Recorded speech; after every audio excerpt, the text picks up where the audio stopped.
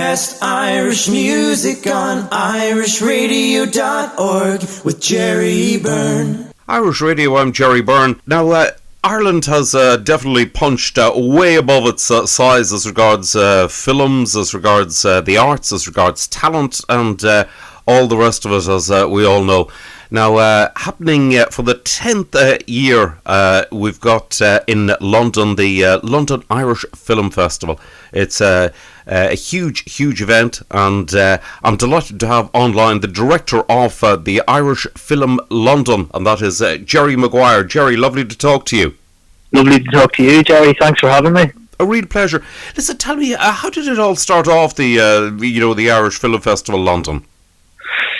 So the history of the festival goes back to 2011 or 2012 when my predecessor in this job, Kelly O'Connor, started the festival as a much smaller event just to showcase some of the best Irish film and kind of film culture things that were coming out of Ireland for the wider Irish community here in the City of London. It's expanded over the years and grown bigger and gained support from funders and from sponsors and different things, and it's a formidable beast now in its 10th year.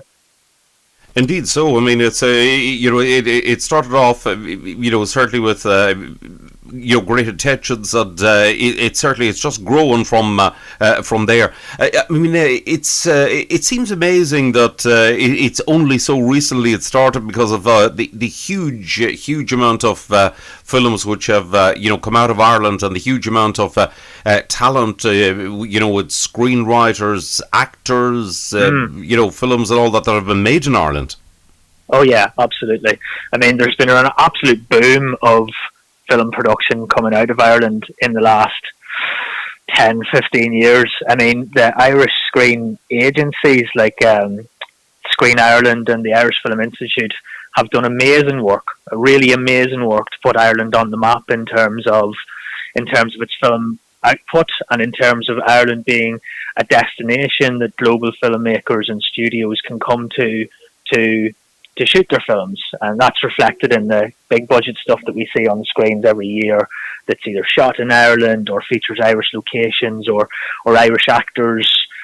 People like Colin Farrell, who's a patron of Irish Film London, in fact, his success is very much linked to the trajectory of the Irish film industry over the years. Indeed. So now this year you're showing the films in a number of locations. That's right, yeah. So in previous years we've been all in the same place, but after a sort of pandemic-related hiatus, we're back and kind of picking up the pieces of where we left off. So we're in a number of different venues this year. The festival hub, if you like, where most of our content is going to be, is Riverside Studios in Hammersmith.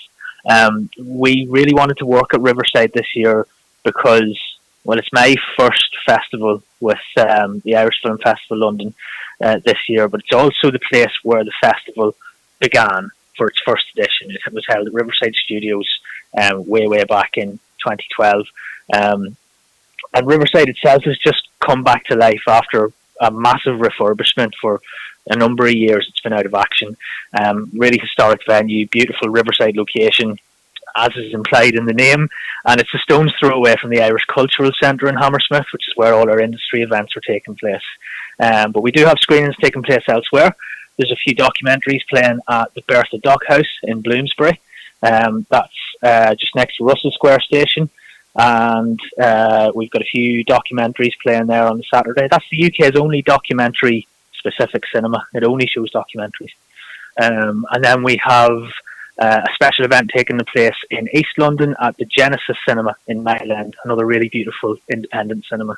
So we're kind of across the whole City of London this year, and it's perhaps apt for our 10th anniversary celebration that our scope and scale is a bit bigger in terms of how we cover the city. So it's very exciting. Indeed so, and it's great to see it. I mean, you mentioned there Colin Farrell as a patron. Also, you've got Saoirse Ronan and also the director Lenny Abraham from right. well known of Normal People, and involved in it. But what do you put it down to, Gerry? The amount of sheer talent in films coming out of Ireland. I mean, it's just there's no other country with so many people involved in. Yeah, I mean, it's really grown from something that's. I mean, I think film industries in any country go through waves of, waves of production and waves of activity that need to be sustained in order for the industry to grow. And again, full credit to Screen Ireland and to the Irish Film Institute and all these other organisations who are working behind the scenes to make that happen. But I think Ireland is a place where storytelling is really important in our culture, right? And film is nothing if it's not a storytelling medium. It's a visual storytelling medium, and I think that's a really important aspect of who we are as a people. We consume more of our stories in modern life through pictures and images on television and on our phone screens and in the cinema. And I think as a people, we're maybe more attuned to telling stories and to listening and to sharing stories. And I often wonder if that's part of the reason why we're so good at what we do in terms of creating and sharing these stories. Indeed so. It's definitely it's one sort of a sensible theory on where it all comes from. It definitely definitely is, because yes, Irish are we're renowned definitely for the storytelling, be it going back 100 years with the storytelling around literally around the kitchen fire in houses right across the country.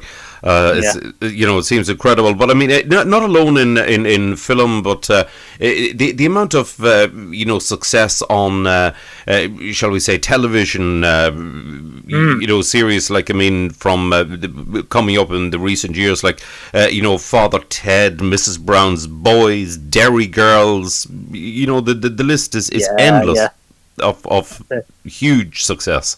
Massive productions and massive success, and in the last year and a half, 2 years, when people we've been in front of our screens a lot more, shall we say, when we had some enforced downtime, and things like Normal People and Line of Duty and